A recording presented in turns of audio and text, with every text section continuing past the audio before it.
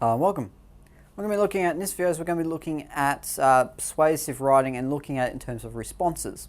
We're going to look at it from a couple of different angles here. First of all, we're going to be looking at it in terms of a couple of main types of writing that you'll be using persuasive writing for, as in essays and speeches. And the two types of approaches, how they're executed, and what forms of persuasion you're using in those forms, and how to look at them. Another thing we're also going to be looking at is how to write about it. So writing about it in terms of stimulus that you're given, and in terms of how to sort of break down persuasive devices and be able to discuss them. Okay, so why speeches and essays? Why are we looking at these? Well, speeches are basically an example of a personal representation of an opinion. And what that means is that, well, a speaker is directly speaking towards an audience, and they're using things like I, because a speaker would do that. When you're thinking about a speech, you're thinking of someone representing their agenda, their point of view, and it's impossible to distance them from it. So when you're looking at a speech and how it interacts with an audience, and particularly how a good speech interacts with an audience, you're looking at both the personal point of view and the personal method of speaking from the speaker, and you're also looking at the audience and how they're engaged with that message. So essentially it is the personal approach, as in I'm going to stand out in front of you and try and convince you of my way of looking at things. Essays, on the other hand, are different. They're fact-driven, they're not directly linked to a speaker or the author, as in they can be written completely anonymously and still have the same effect. They incorporate discussion and evidence and focus a lot more on just presenting facts through argument rather than necessarily being a personal or emotive message, which again is trying to transmit this idea that you should be supporting me. So it's essentially almost an opposite.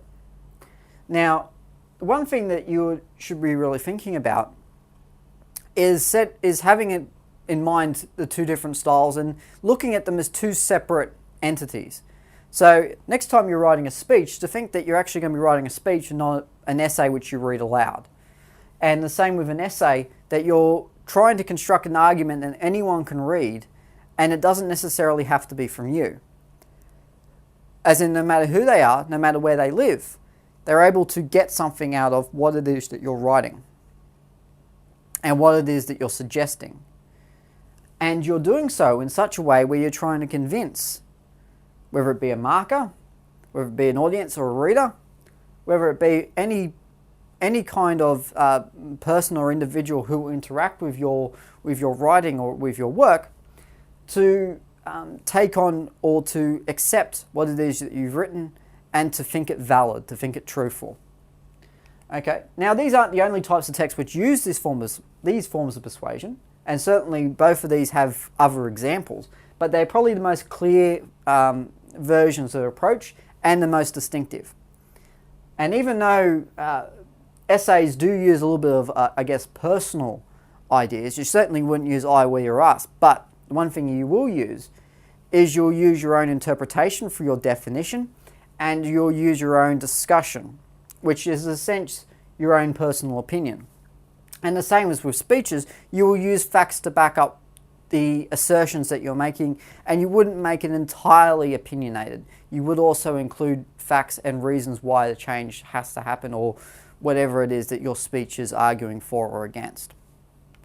Okay, so let's look at speeches first. Now, the objective of a speech and the objective of any speaker is to communicate a message in a way that will placate and inform an audience, as in to satisfy them and to inform them, to essentially bring them across to your point of view and then give them reasons why they should. So to justify that point of view in front of them. So those are the two roles, and this is why persuasion is so important, because you can go out in front of an audience and rattle off facts for an hour, but unless there's any reason why they should care, then they're not going to pay attention. And I'm sure that if you've been in a very boring classroom, then there are times where you probably wouldn't have cared because there's no reason for you to, or you don't feel like there's a reason to. And that's what any good speaker is trying to do, is to try and make you go, okay, yep, I agree with that. I understand that. Where do I sign up? the speaker's role basically requires them to speak directly to an audience, and hence the message is personal, as in it's coming from me, it's not coming from anyone else. I'm not representing other people. And unless I say I'm representing other people, then the message I'm saying is personal, and even if I am representing someone else, the message is theirs, and it's still a personal message, it's just being communicated through me. So, no matter what it is, it's going to be a personal message, and it's going to have a personal effect. Now, good speeches basically use personal testimony as well as evidence, and it's a means to basically effectively engage an audience with the message. So, the reason why it has to be personal, and the reason why essays in terms of speeches don't work, is because if you're reading something aloud, you're essentially just reading something aloud. You're not addressing the audience, you're not speaking to them. You're speaking essentially to yourself and to whoever's bothering to listen. Whereas if you're responding to a speech, and let's put it this way, any speech that you'll be given will do this, will be trying to engage the audience, will be trying to convince others of a point of view that they're trying to get across. And that's what a speech focuses on doing. Now, essays, on the other hand, is more about facts, because it requires them to be conveyed for a reasoned argument, first of all. So, everything that gets placed in an essay is essentially validated by fact and is validated by justification. So, justify why it's there and given evidence as in why it's true and where it's found, where you can find information on this. Unlike a speech, it's not a direct message, though, between an author and audience. So when you're submitting an essay, you're not submitting a direct communication between you and whoever's marking your work. What you're doing is you're presenting a piece of information which contains your ideas that will be at some point later marked by someone. Now, even if that's just your teacher, one thing about it is it's still not direct. It's indirectly passing on that message to them. And particularly when you use it in the outside world, as in when you're writing reports or research or any kind of essay, you're going to be communicating in the form that's almost anonymous. And by doing that, your argument needs to take precedence over your personal point of view.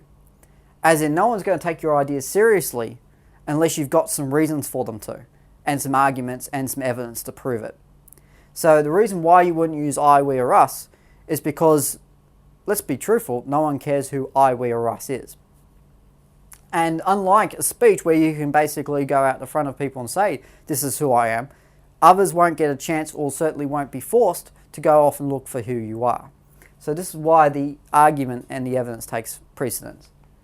Now, a strong essay uses persuasion for its proof, as in that every point is given a thesis and some evidence which supports the idea. So it's essentially discussing and proving everything, and every argument that's put forward is airtight and fact-checked. So it's not just a pulled out of the atmosphere sort of point of view. It's supported and it's true. Okay, let's move on to writing about persuasion. Because one thing we looked at there is we looked at two forms which use persuasion and two text types which essentially use persuasion directly. But how do we look at it when it's being used by someone else? And how do we interpret what they are trying to do to make us, go on side with their point of view? Well, it requires you to critically examine, first of all, who has written it. Now, you may not always get an author, but you'll usually get a community or group that this writer or author or composer is from.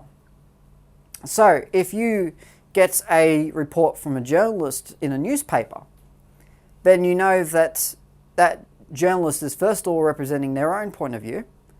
The second thing they're representing is their employers, their newspapers or their TV station's point of view. And that they're also representing basically the message that they want to get across. So the one thing is, even if it's, a factual-based report, it's still going to have their perspective and their own bias on it. But the one thing, and this is particularly the most important statement about it, is that an opinion piece more than a feature article will do this, because a feature article will concentrate on giving facts and information. Whereas in a case of a feature or an opinion piece, they will make personal statements, personal points of view, which they then backup through evidence, and that's the clear difference. But the who is the most important thing to look at first. The second is the what it is they've actually written and what they've written about. Okay, because it's one thing to say who's been writing it, but it's another thing to actually go, okay, what is it they're trying to tell us? Now, this is often really up to debate, and certainly if you say read a statement from a company to say why our products are good, then if it's someone else writing why their products are good, there's an element of persuasion to say yes, you should buy it. But it's being represented by someone distinct from the company, and it's a way of basically garnering support from it outside the company. Whereas if it's written from the company itself, well, it's just their own self-interest at heart. So there are a number of different things you'd be looking at, even if there's two articles saying the same thing about the same product. If one's being written by a journalist and the other's being written by someone who works for the company. So there's one thing to look at, and there's certainly differences between those two things. But the other thing is what it is they've written. Is it promotional? Is it ripping them off? You'll probably often find that what is written will be supportive of who has written it. So whether it's a newspaper or a group or otherwise, it's not going to be necessarily negative unless it's someone who's speaking out against something. And the last thing to look at is the why it was written. And the why is an important thing as well, because it's really engaging you with what you're supposed to be doing, what you're supposed to be feeling when you see this. So yes, it's important to say who's written it. It's important to look at what is being written, but it's also important to say why have they written it? What are they trying to get us to do? What's the imperative there? So if they're saying that our products are the best, well, why? Because we want people to go out and buy them. We want people to go and look at them. And that will get people to do it. That will persuade people to get off their backsides and go look for it. If the why is to, save face, again, you look at the facts and saying, okay, how are they trying to do that? What is it they're trying to save face for? How are they trying to do it? So what is their interest? And that's all of the elements, not only include bias, but include persuasion, as in what it's trying to say, and to be critical about it. To say, what is it that they're telling us and why are they telling us this? Okay, so let's look at some things to look for as some clear red flags for essentially persuasion and persuasive writing in terms of, first of all, who the author is representing and what they are representing. So we sort of mentioned that before, but really, if you see straight from the top that it's from this person who's representing this, then immediately you've got, okay, there's bias there, and obviously this article is trying to persuade us to do something that's in the interest of that author or that group. The balance of the message, how it's balanced one way or the other. Does it provide both sides? Persuasive arguments don't provide both sides, they provide one side. And if they do provide the other side, as in things that are detrimental, they're going to be doing it the way to say that, well, those things are outweighed by our positives and you should still believe in our message, even though there are some things which do weigh it down a little bit. You need to look at it in terms of an emotional message or a reaction. Are they trying to, first of all, get you to act emotionally towards it? And secondly, is it just an emotional message to start with? Is it trying to tap into your own thoughts and feelings and your own points of view? Who it's speaking to. So is it speaking directly to you? Is it speaking directly to someone else? If it starts with dear parent, then it's a very clear element to say that it's trying to talk to parents. And when it's trying to talk to parents, it's going to try and convince parents to think something.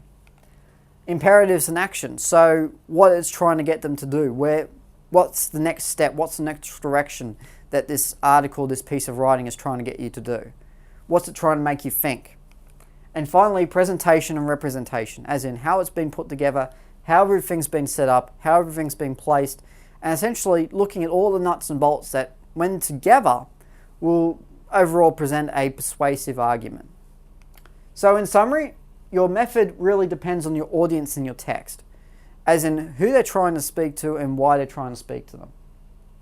And when we're looking at, in terms of speeches and essays, we're looking at it because you've got one audience who is looking at you directly and one who isn't. They're designed to engage an audience with argument And certainly depending on the type of situation and locality you're in, and the type of situation in which you're presenting this argument, it will obviously depend on how you use persuasive devices. And finally, you need to look for indicators of the who, whats, and whys. So those three things that we went through before, they're very important in order to really be able to have a launching point for understanding where persuasion is used and how it's used and why it's used. And those are the elements that you'll be looking at when you're starting a response. Of course, when you're introducing these into an argument, and when you're trying to include these in a piece of writing, what you need to do is to simply go, okay, well, I know it's trying to persuade me.